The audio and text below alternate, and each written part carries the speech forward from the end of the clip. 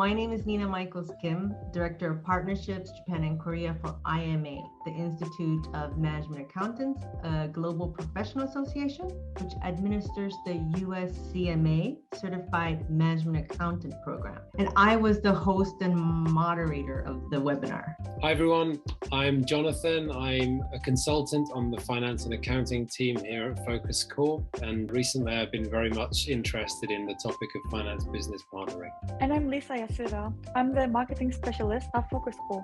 So Jonathan, why we are doing this video today? Thank you very much, Lisa. In June, we partnered with the IMA to do a webinar on the topic of finance business partnering. So there were two questions left at the end of the webinar that we would like to try to answer today. The first one is what I have to keep in mind in order to team up with coworkers with different nationalities. I think that's a really important question, especially when you have multicultural offices and you have people working together from very different backgrounds. So I think there are maybe three things which stand out to me as being key things to remember if you do work alongside people from different cultural backgrounds.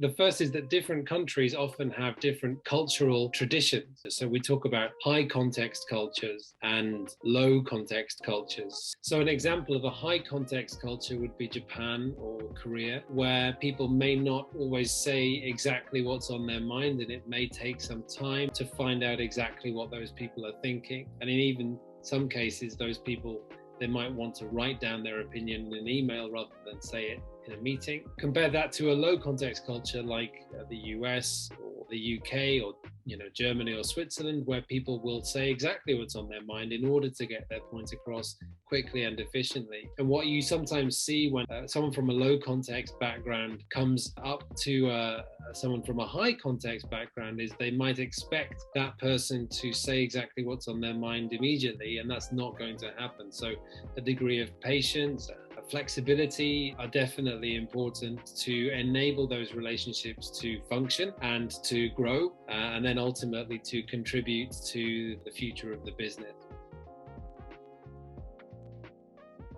The second one is language differences, which seems obvious. However, I think it's important to point out that because of the different languages that people might speak, it can affect their accent, it can affect their attitude, and sometimes it can be difficult to get used to working with somebody, even if you're both speaking English or you're both speaking Japanese. And then, of course, finally, different countries will have different accounting principles, for example, and other sorts of technical know-how might be expected in one country, but less so in the other. A really simple example would be which ERP system the company uses. So perhaps in Japan, you might encounter more domestic companies using more domestic ERP systems like Kanjo Bugyo, whereas more Western companies might use an ERP like SAP or Oracle. I myself, I was born and raised in Japan, but I've been living now in Switzerland for 25 years. And sadly, due to the COVID, I have not been able to travel to Korea or Japan. So I have forgotten a little bit about dealing with clients from high context cultures because, on a daily basis, living in Switzerland, I'm constantly interacting with in a low context culture, which is quite open and direct. So I have recently had a call with a business client in Japan, and I really took everything he said in the video call, almost, what he meant, what he was saying. But as you mentioned, Jonathan, that actually, saying like chotto muzukashi is actually means almost impossible in Japan to do. But I was thinking that, okay, if we work on these things, we could probably do it. And that is actually not what he meant, which came out later in an email. And I really think that this learning or this knowledge is very important also for reverse, for Japanese and Korean people coming from high context cultures doing job rotations or being placed in US, UK, Switzerland, Germany, which are very low context.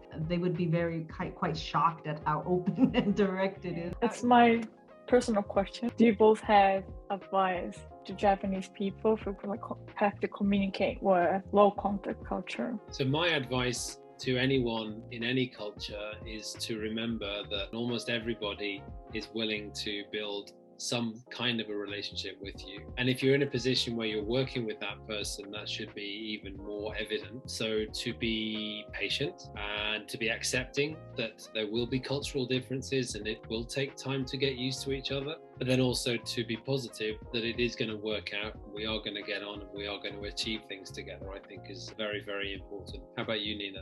Very well said. And actually, maybe don't assume that people really understand these cultural differences. As Jonathan said, people probably do want to cooperate and collaborate and say, these are the areas which could be possible, like maybe if you really want to conclude something and maybe actually give some suggestions and recommendations like that. Thank you, Jonathan, Nina. So thank you so much for this opportunity, and I will reach out to all the attendees of the webinar so they could see the last two questions that we couldn't address now being answered by both of us. I hope the answers were sufficient. If not, and if you have questions about IMA and the USCMA program, please feel free to reach out to me. My contact details will be visible, or reach out to me in LinkedIn. And looking forward to having everybody join us for another joint webinar that we will do with FocusCore and IMA. Thank you. Thank you very much, Nina. Yeah, we're looking forward to the next one too. So to everyone watching, don't forget to follow us on all of our social media platforms. Just click the link below and you'll see access to our YouTube, our Instagram, our Facebook and our Twitter, as well as here on LinkedIn. We're looking forward to seeing you all again soon at the next webinar.